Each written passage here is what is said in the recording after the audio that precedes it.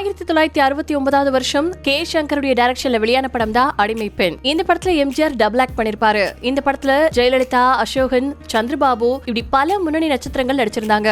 KV. Mahadevan இசையமைச்சிருந்த இந்த படத்துக்கு வாலி எழுதின அம்மா என்றால் அன்பு அப்படிங்கிற பாட்டு நடிகையும் முன்னாள் முதல்வருமான ஜெயலலிதா பாடியிருந்தாங்க. இதுதான் அவங்க பாடின முதல் திரைப்பட பாடல். அதப்படி இந்த படத்துல மன்னவன் வேங்கையன் இறந்து போனதுக்கு அப்புறமா அவரது மகனா இருக்கக்கூடிய வெங்கையன் வாய் பேச முடியாதவரா இருப்பாரு.